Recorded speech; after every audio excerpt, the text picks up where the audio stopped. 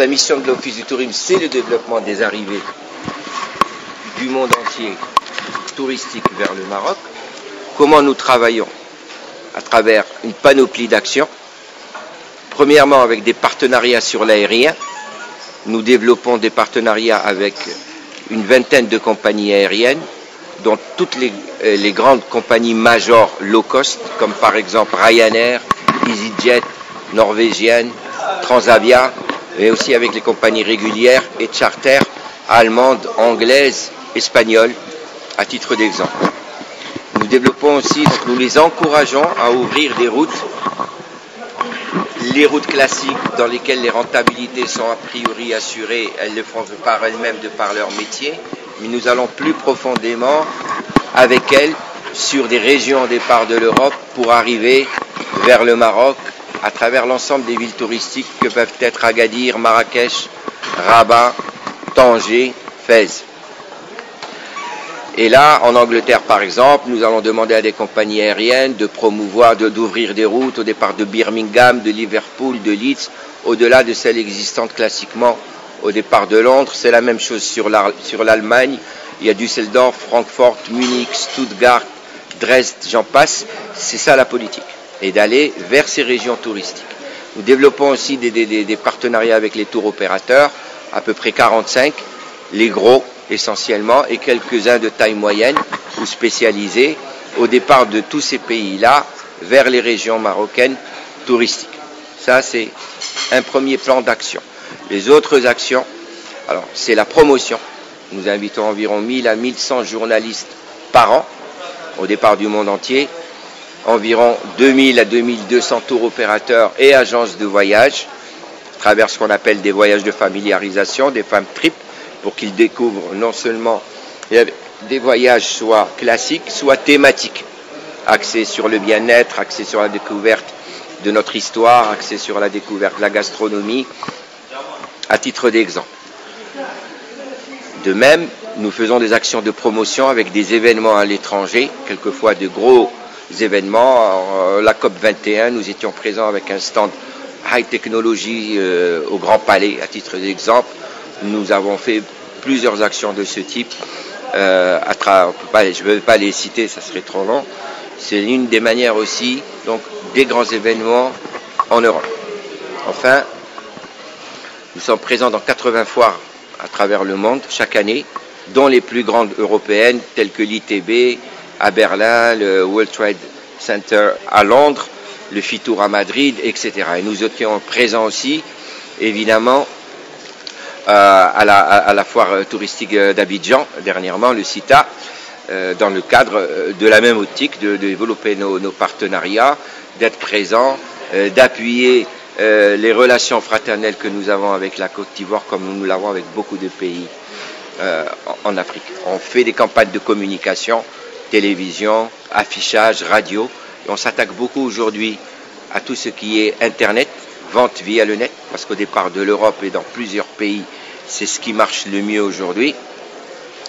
Des campagnes de communication en utilisant ces réseaux, des encouragements à ces réseaux à travailler, et tout ce qui est réseaux sociaux, Facebook, Twitter, ça aussi aujourd'hui il faut absolument être là pour faire connaître notre produit.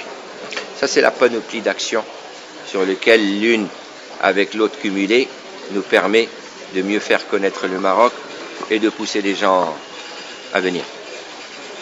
Sur l'Afrique. L'Afrique, c'est pour nous une priorité. Aujourd'hui, nous recevons à peu près 200 000 Africains annuellement au Maroc. Il y a un potentiel largement plus important qui doit être développé et exploité.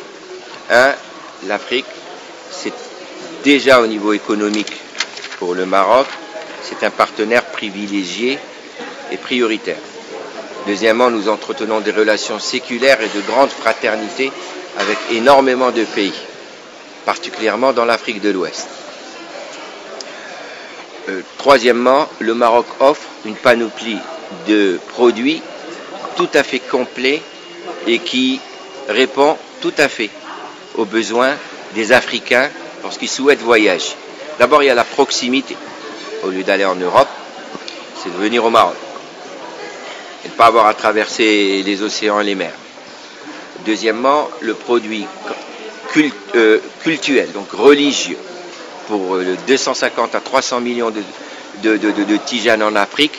Eh bien, il y a un pèlerinage à Fès auprès de Sidi Ahmed Tijani, qui fait partie quasiment des obligations religieuses des confréries tijanes. Nous avons signé avec une convention de partenariat avec les 4 grands califes des 4 grandes familles tidianes, les familles Si, les familles Nias, les familles Tal, les familles Ba, dans lequel nous engageons avec eux à développer, à faciliter le voyage des communautés religieuses tidianes vers le Maroc. Et dans ce cadre-là, sur l'Afrique, dans ces pays, par exemple aujourd'hui, vous êtes invités chez nous et nous vous remercions d'avoir répondu à notre invitation. Il s'agit là de mieux faire connaître le Maroc. Dans le cas précis, nous avons choisi le festival de Fès. D'abord, c'est un pays de festival. Il y a Mawazine, il y a l'Egnawa à Essaouira, il y a Timidart à Agadir, il y en a toute une série. Et Fès, justement, toute la communauté africaine, eh bien, c'est l'endroit idéal cette fois-ci, puisqu'il y a ce festival des musiques sacrées et ce lieu saint de la Ziyara des Tijanes. Et souvent aussi, ce festival a des relents africains avec des invités qui nous proviennent d'Afrique et qui aussi, où il y a des relents aussi de tout ce qui est musique et histoire et philosophie soufie, qui est la philosophie des Tidianes. Donc il y a le produit religieux, le produit touristique classique, et là nous avons le balnéaire, le culturel, Marrakech, Agadir, Fès, Tanger, Saïdia, qui est encore pas connu dans le nord. Les produits de niche, comme le golf, comme le bien-être, les spas, tous les grands hôtels aujourd'hui offrent ce type de produits. Les achats, c'est quelque chose de fondamental en Afrique. Je crois qu'il n'y a pas besoin d'aller systématiquement à Paris, à Madrid, à Istanbul ou à Dubaï. Le Maroc offre tout aujourd'hui, que ce soit des produits de luxe, toutes les grandes marques de luxe existent, de Vuitton, Yves Saint Laurent, Cartier, tout ce que l'on veut, dans les grands malls, mais aussi dans toutes les médinas, ou tous les magasins classiques dans les quartiers commerciaux, vous trouverez tous les types d'articles, que ce soit traditionnels marocains, qui plaisent beaucoup d'ailleurs en Afrique, les gandoura, les babouches, tout ce qu'on peut, et de qualité d'ailleurs Fès, et la capitale à ce niveau, vous trouverez des produits de très haute qualité. Et tout comme tous les types de produits, il y en a qui viennent faire du commerce, vont aller voir des grossistes, ou aller voir même directement des industries, et aller acheter en gros des chaussures, ou quoi que ce soit. Je veux dire, le commerce classique que l'on peut trouver en Afrique, il y a tout ce qu'il faut ici. Et donc, des achats jusqu'au commerce, ce produit-là est très intéressant. Il y a aussi le tourisme médical qui se développe de plus en plus, où beaucoup d'Africains, au lieu d'aller jusqu'à Paris par exemple, viennent se faire soigner au Maroc pour un très grand nombre de maladies. C'est moins cher, il y a la qualité au niveau de ce qui est offert. Donc c'est vraiment finalement un produit très complet, et nous estimons que là, il y a un potentiel à développer tous ensemble pour que les Africains viennent bien plus au Maroc, auquel je rajoute et rappelle toutes ces relations de fraternité qui existent, et nous sommes d'abord aussi, nous aussi, africains. Et donc à partir de là, c'est pour cela que cette priorité est faite. Et donc, notre plan d'action, un maximum de press trip, de femmes trip, d'agences de voyage. Nous recevons du 16 au 21 mai toutes les agences sénégalaises qui comptent, 21. Nous recevons du 27 mai au 2 juin 17 agences de voyage ivoiriennes, et nous allons continuer derrière du Nigeria, du Kenya, du Mali et du Cameroun. Pourquoi? Parce que nous avons remarqué d'abord que le Maroc est peut-être connu en tant que nom, mais au niveau des professionnels du tourisme, dans le circuit de distribution, ils ne connaissent pas suffisamment le Maroc, n'ont pas assez de contrats avec les hôteliers, n'ont pas assez de contrats avec les réceptifs.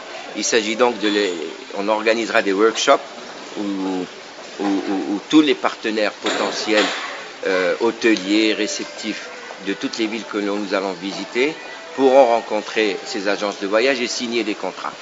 Le tout pour arriver à quoi? à professionnaliser, si vous voulez, les méthodes de vente et à industrialiser les flux à travers l'élaboration de packages, disons, des packages complets qui soient accessibles à tout type de bourse et à tout type de besoins. Donc, par exemple, donc ces agences qui viendront pourront signer tous ces contrats et travailler à partir de là tout leur package. Aller sur Fès, aller chez l'habitant, ça existe pour les tijanes. 2 étoiles, 3 étoiles, 4 étoiles, 5 étoiles, 10 circuits. Ils arrivent à Casablanca, ils vont à Rabat, Sidi El-Arbi Ben Saïh, ils continuent, ils visitent la mosquée Hassan II. Donc tout cela, ils peuvent continuer derrière avec un séjour touristique pur. Tout ce type de package doit être fait d'une manière complète, professionnelle, avec des brochures ensuite qui sont diffusées au niveau de la clientèle. Et derrière, nous appuierons au niveau de la communication avec des campagnes. Et enfin, nous travaillons avec Royal Air Maroc, comme elle est leader au niveau de l'Afrique. Il est important que Royal Air Maroc accorde des tarifs tout à fait spécifiques pour le développement du tourisme, car les tarifs actuels sont trop élevés.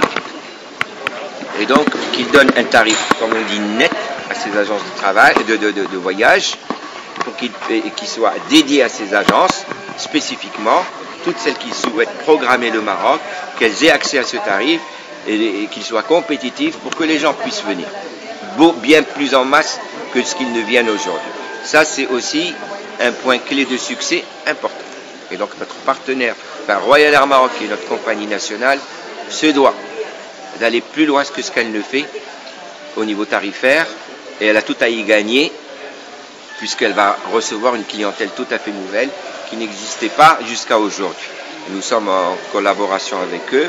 Tout ce travail qu'on va faire d'invitation, ils nous ont offert les billets dans ce cadre-là, et maintenant nous forçons là-dessus Royal Air Maroc à aller plus loin.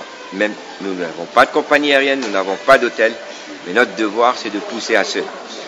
Et l'un des exemples précis, aujourd'hui sur Dakar par exemple, il y a 3 vols par jour, mais nous voulons pousser à ce qu'il y ait un Dakar Fès direct, 2 vols par semaine, et nous sommes en train d'y arriver avec Royal Air Maroc. On fait un vrai forcing et nous sommes engagés auprès de la communauté tidienne du Sénégal à faire cela. Après, et sinon à augmenter les fréquences dans les autres pays plus éloignés, augmenter les fréquences et accorder les tarifs qu'il faut. Globalement, c'est ça notre politique sur l'Afrique. Et nous sommes très confiants à ce que les gens viennent, et c'est aussi par vous et par le fait de mieux faire connaître notre pays, parce que je crois que les Africains, en fonction des pays bien sûr, ne le connaissent pas assez, voire même pas du tout, dans l'Afrique anglophone par exemple. Et même j'ai rencontré des agences de voyage au Sénégal, d'autres en Côte d'Ivoire, la vérité, elles savent au Maroc, mais sont incapables de le vendre réellement et de le commercialiser, parce qu'elles ne connaissent pas encore suffisamment toute la richesse de ce qui est offert ici. Et donc il y a ce travail à faire et à compléter que nous sommes en train de réaliser aujourd'hui.